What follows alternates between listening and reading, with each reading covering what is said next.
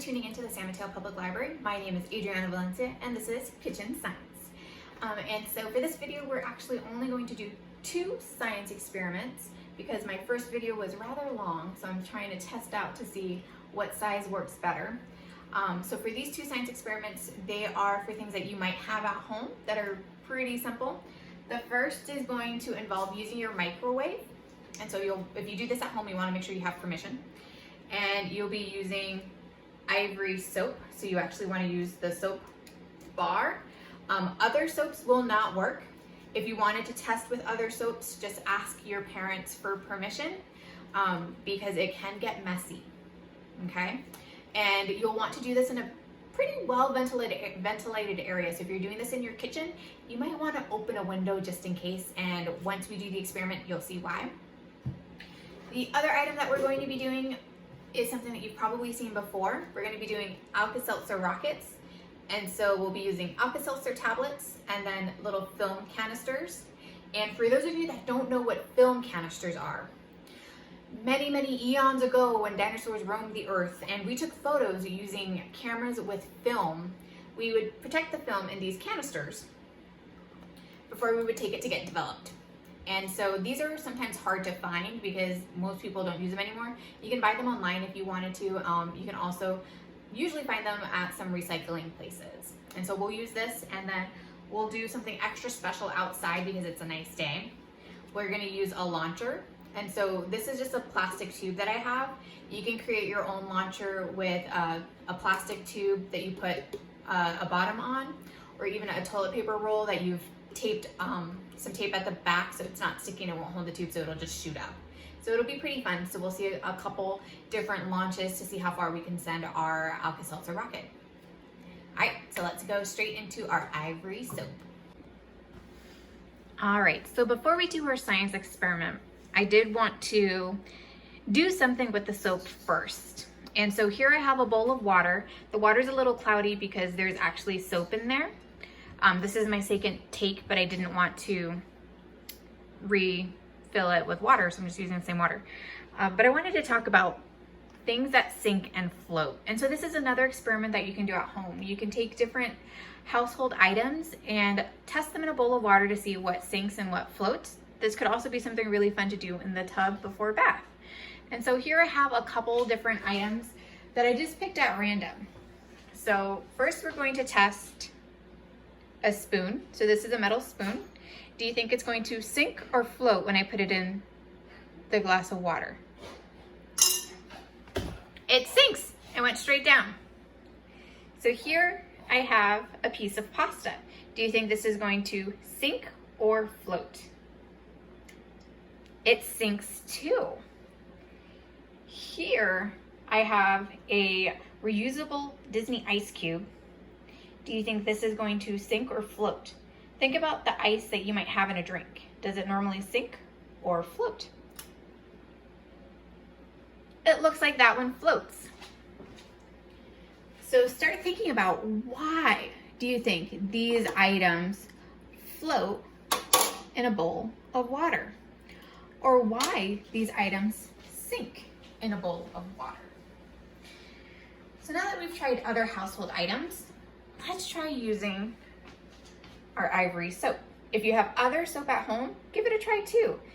And test, is it going to sink or float? So go ahead and think about it for a minute. Do you think this soap is going to sink or is it going to float?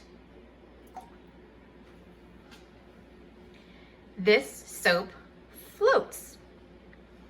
And it's one of the only soaps that floats. There's a couple others that now are made to float so that if you do drop it in the bath, it easily comes up to the surface so you can get it. But there's a lot of soaps that just don't float. And part of the reason as to why this floats is the manufacturing process. So how they actually made it. Because if you were to break this soap apart, it would be a solid piece of soap. There are no real air pockets or holes in the soap because that would make it more difficult to use if it wasn't a full bar of soap and it was just filled with air pockets.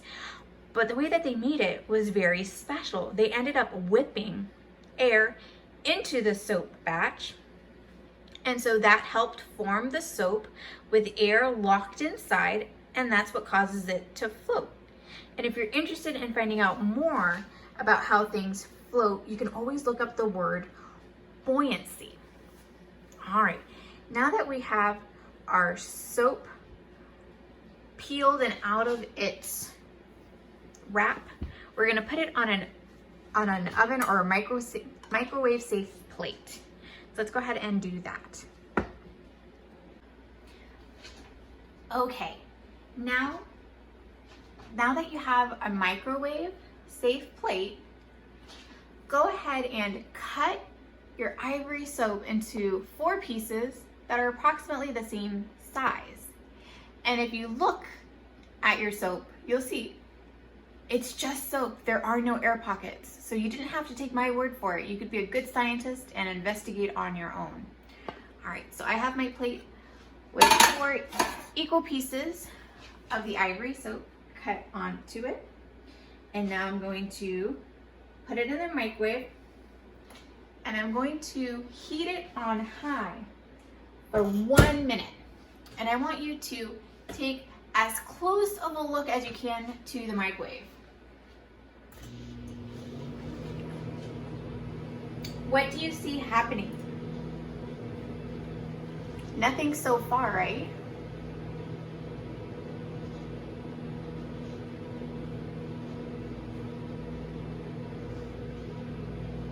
But don't take your eyes because you might miss it. Something is already happening.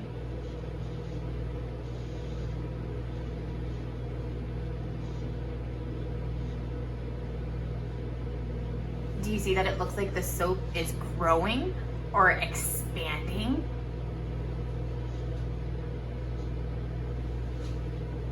That is exactly what is happening.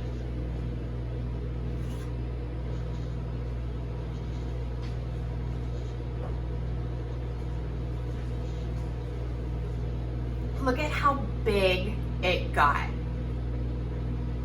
And if you are doing this at home, you might already smell the soap. Alrighty. And so if you do this at home, you want to make sure that you don't overcook the soap. So you want to keep it at 1 minute. And then this plate and the soap will be hot.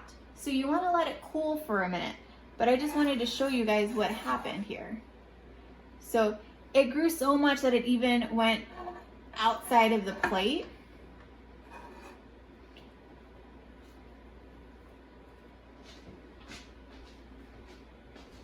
And it looks like it just expanded. So all the soap just kept growing and filling up with air. And it actually feels pretty soft. I don't know if you can see the texture inside, but this is all still soap, so you don't have to throw this away. You can actually just reuse it as regular soap. It does get a little messy because it's crumbly. So let me see if I can bring it down onto this tray. Okay, so now we have it on our tray and it's cooled quite a bit. So at this point, you can start taking it off your plate and looking at it, breaking it apart and touching the inside, and think about, what does that feel like? What's happening to that soap?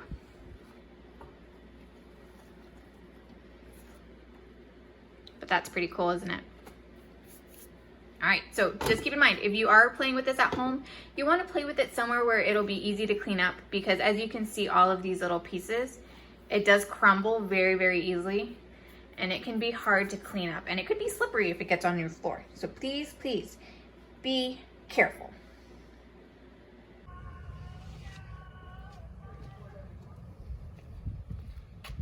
All right, so now we're outside, and this is where we're gonna do our Alka-Seltzer Rockets. You don't have to do this outside, but it's just a lot easier to do so that you can control the mess. And so to do this experiment, those are my dogs, sorry. You really only need 1 little packet of Alka-Seltzer, and you can use flavored Alka-Seltzer if that's what you have at home. That's not a problem. Go ahead and take out 1 tablet, and you're gonna break it into quarters. And they can be approximate. Oh.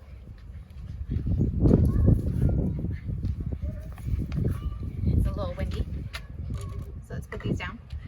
And so you can open up your film canister and you're gonna fill it up about a quarter of the way up. So it's a little bit more. It's about a quarter. And so here's the quick part. You'll want to drop a quarter of your Alka-Seltzer into your canister, close the lid, and then you'll want to put it upside down. And so I'm actually going to do it on the table so that you guys can see. So let me move these items because I don't want the other Alka-Seltzer to get wet or it won't work later. Let's move that out of the way. Okay. And if you do this at home, you want to make sure that you're not looking directly over it because it's going to shoot up. So when you close it, you want to take a step back if you can. So let's go ahead and pop that in. It's going to start fizzing immediately. Close it, put it upside down, and now we're just going to wait.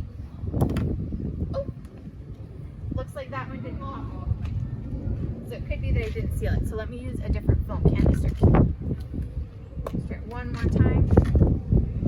Fill it up a quarter of the way with regular water. You're going to drop a quarter piece of Alka-Seltzer. You're going to quickly close it, make sure it's fully closed. Pop it upside down, and then just wait.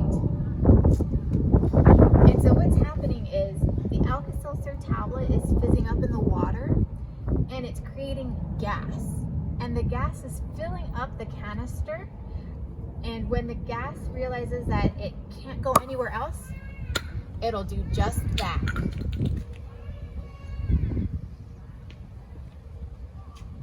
Alright, so now that we saw it once, let's try it one more time. Get some of this water off. And this is why I like doing it outside. If you do it inside, you definitely can. You might want to do it in a tub so that it'll collect the water for you.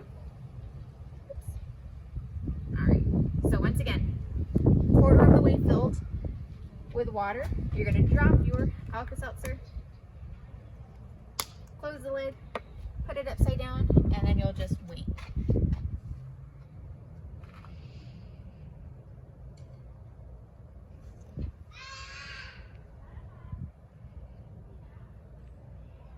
See if I can get closer. Did you see it pop? All right, so now let's try with our launcher. All right, so now we're ready for our launcher. So I'm using this plastic tube, and I did buy this, but you can easily make one for one-time use with a toilet paper tube or a paper towel tube. And you'll want to make sure that there's a bottom to it so that it doesn't fall through. And this is what helps propel it outwards because it's going to build up gases so much that it's going to go against this bottom and just project out forward. Alrighty. So we'll do the same process. You're going to fill up the film canister about a quarter of the way. I think that's a little bit too much. That's fine. You're going to put in your quarter piece of Alka-Seltzer, and then you're going to quickly seal it. Make sure it's sealed. Drop it in upside down and just hold it out. And so you'll notice that it's here at the bottom. And now you just have to wait. And it pops out. So that one didn't go as far as I was hoping.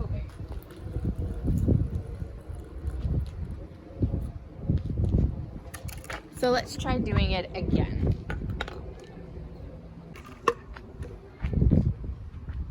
Let's see how far it goes.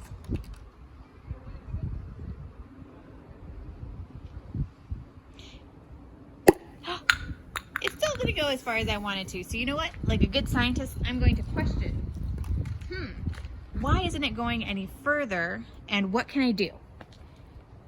And so one hypothesis that I'm going to do that a lot of kids will ask me to do is, well, what happens if you use more water or more Alka-Seltzer? So now we're going to test it out, and we're going to use half a piece of Alka-Seltzer and a quarter of water and see if that makes any difference. And if you're at home and you're doing this, you can always ask, what do I think is going to happen? And make your hypothesis. You can write it down and see what other people are thinking might happen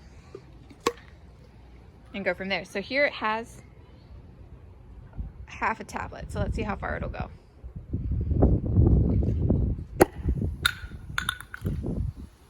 Still didn't go too far, but it definitely went quicker.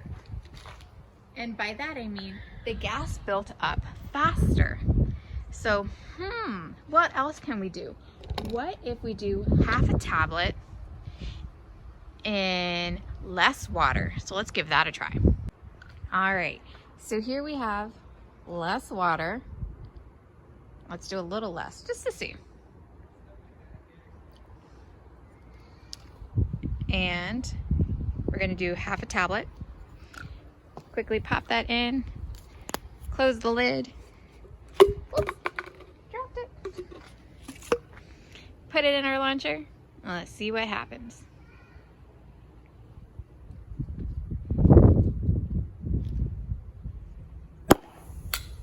Ooh, so that definitely went farther. So you can do different variations of this science experiment at home. Test out what happens if you use warm or cold water, the amount of water, and then of course the size of your Alka-Seltzer tablet.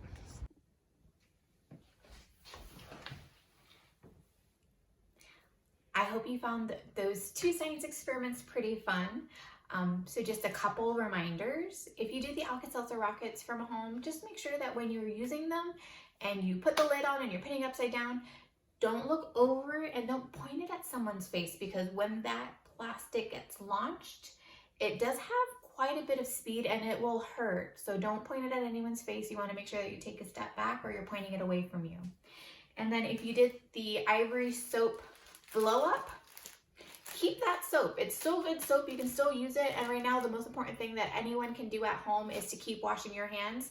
So I would say put it in a little storage container and keep it by your kitchen sink, or keep it in the bathroom so that you can use it to wash your hands pretty regularly. All right, thank you so much for watching this video. Stay tuned to our library website and social media channels for any updates. We'll continue posting new content, but you might hear about some updates that the library is offering based on e-services and other things that you can access from home. Thank you so much and have a great day. Bye.